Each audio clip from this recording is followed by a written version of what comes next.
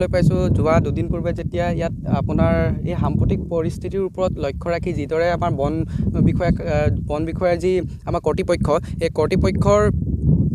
কিছু বিষয়ববী আহি ইয়াত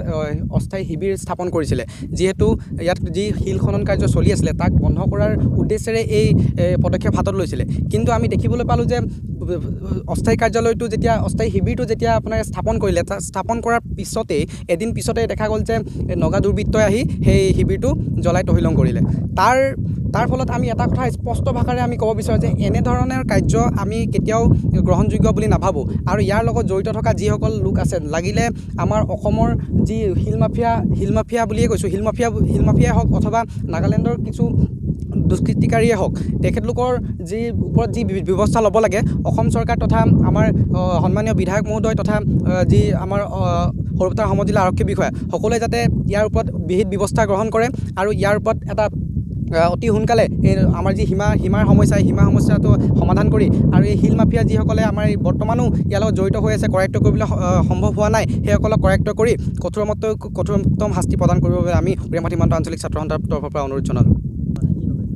হয়, তাৰ কথা ইয়াৰ পৰা স্পষ্ট কথা ইয়াৰ পৰা মানে আপোনাৰ দেখিবলৈ পোৱা গৈছে যে ইয়াত নথকাৰ এটাই কাৰণ আমি এতিয়া ক'ব পাৰোঁ যে আপোনালোকে বন বিষয়া হওক বা পুলিচ প্ৰশাসনে হওক ইয়াত যিদৰে ইয়াত থকাৰ বাবে ব্যৱস্থা কৰিছিলে যি সুৰক্ষাৰ বাবে ব্যৱস্থা কৰিছিলে এতিয়া এই সুৰক্ষা দিব নোৱাৰি তেওঁলোক পলাতক অৱস্থাত ইয়াত এজনো বৰ্তমানলৈকে আমি দেখা যিটো জেগাত এই ঘটনা সংঘটিত হৈছিলে সেই ঘটনাস্থলীত আমি ইয়াত উপস্থিত আছোঁ কিন্তু উপস্থিত থাকি আমি এজনো বন বিষয়াৰ কৰ্মচাৰী বা আপোনাৰ পুলিচ প্ৰশাসনৰ এজনো লোক আমি ইয়াত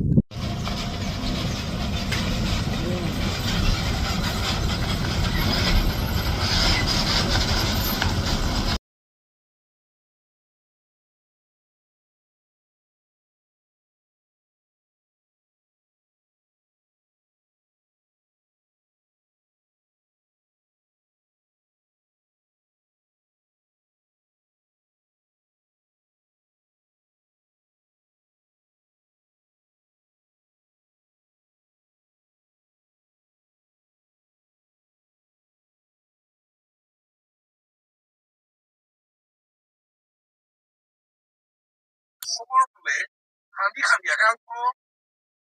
শিল মাফিয়া আচলতে নিজৰ মুখে গৰম কৰি এই শিল্পী যি ধূলি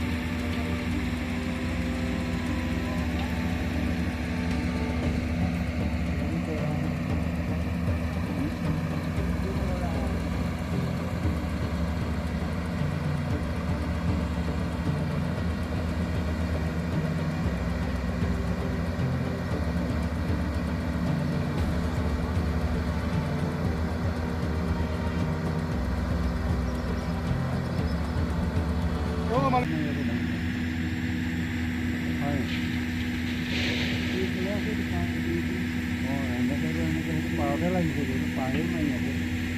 নাই বাৰু